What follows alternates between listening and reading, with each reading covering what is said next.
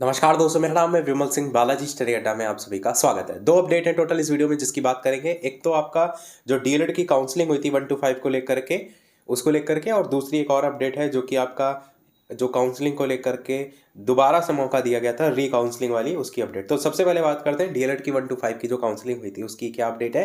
तो डीएलएड पास की हुई काउंसलिंग पटना से न्यूज है, जिसमें बताया गया टीआरई 1 की पूरक परीक्षा परिणाम में जिन अभ्यर्थियों की काउंसलिंग रह गई थी उनकी काउंसलिंग सोमवार को सचिवालय स्थित मदन मोहन झा स्मृति सभागार में की गई। करीब 155 अभ्यर्थियों की काउंसलिंग वहां पर हुई और ये वो अभ्यर्थी हैं जिन्होंने 18 महीने का डीएलएड कोर्स यानी एनआईयूएस वाला कर रखा था।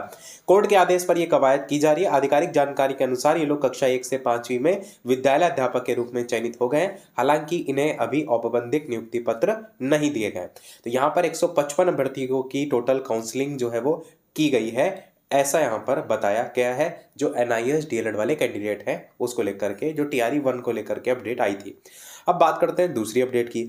दूसरी अपडेट है 50% अभ्यर्थी ही काउंसलिंग में हुए शामिल। ये जो काउंसलिंग में शामिल होने को लेकर के बात हो रही है, ये बताया गया है जो री काउंसलिंग आपकी देखने को मिली।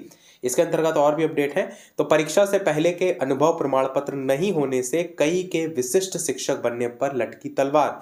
न्यूज आपकी मुजफ्फरपुर से है, जिसके अंतर्गत बताया गया है कि 50% प्रधान शिक्षक अभ्यर्थी ही काउंसलिंग में शामिल हुए। सोमवार को डीआरसीसी में तीसरी बार प्रधान शिक्षकों के लिए काउंसलिंग कैंप लगाया गया। विभाग की ओर से यह अंतिम मौका दिया गया था।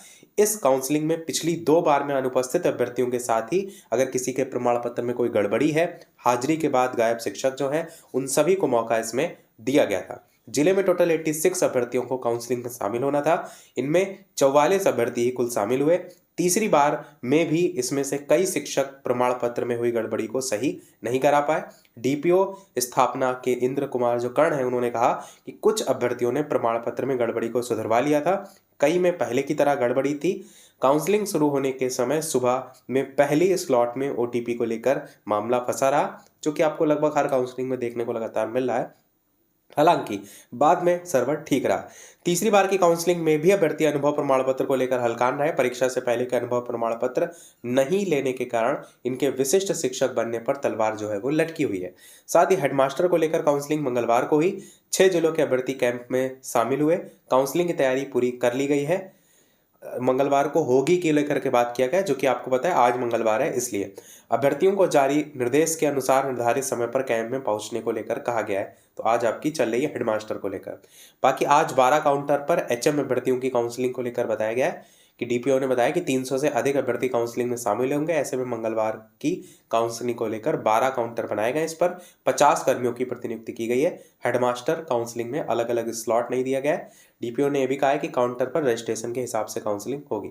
इसी के अंतर्गत एक और अपडेट भी है, जो कि है सक्षमता 1-2 के शिक्षकों को प्रमाण पत्र में सुधार का मौका। यहाँ पर भी मुजफ्फरपुर से ही न्यूज है, इसमें एक शिक्षक सक्षमता 1 और 2 के शिक्षकों को प्रमाण पत्र में सुधार का अंतिम मौका मिला है। अंतिम मौके के तहत पहले चरणों वाली की 15 फरवरी को काउंसलिंग होगी और दूसरे चरण वाले ऐसे शिक्षक जिनको लेकर के 17 से 19 फरवरी तक काउंसलिंग कराई जाएगी। लेटर मैंने टेलीग्राम पर आपको भेजा भी था। माध्यमिक शिक्षा निदेशक ने मुजफ्फरपुर समेत सभी जिलों को इसका दिशा निर्देश जारी किया था।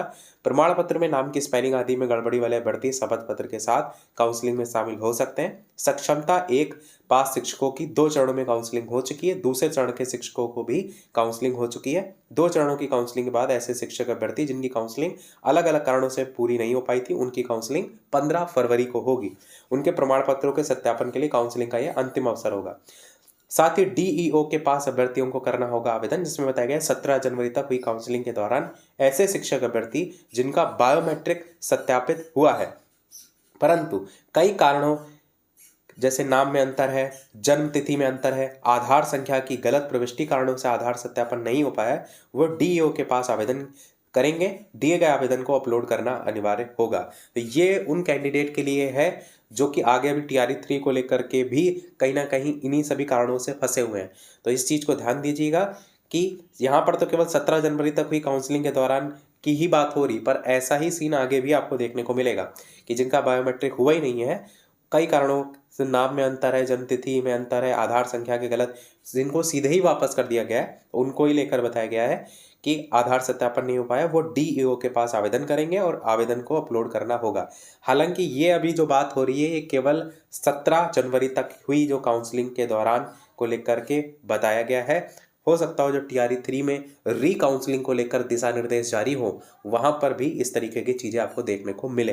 तो घबराने की आवश्यकता नहीं है, जो भी सारी चीजें होंगी वो सब आपके हित में ही होंगी। बाकी एक तस्वीर भी यहाँ पर छपी है, डीआरसीसी में सोमवार को काउंसलिंग के दौरान शिक्षा विभाग के कर्मी और शिक्षक अभ्यर्थी। तो ये था हमारे ओवरऑल नोटिफिकेशन में। बाकी कोई और अपडेट आती है तो हम आप तक पहुंचाएंगे। कोई प्रश्न हो कमेंट में पूछ लीजिएगा, वीडियो लाइक से सब्सक्राइब कीजिएगा। मिलते हैं अगले अपडेट में, तब तक के लिए सभी को नमस्कार, जय हिंद।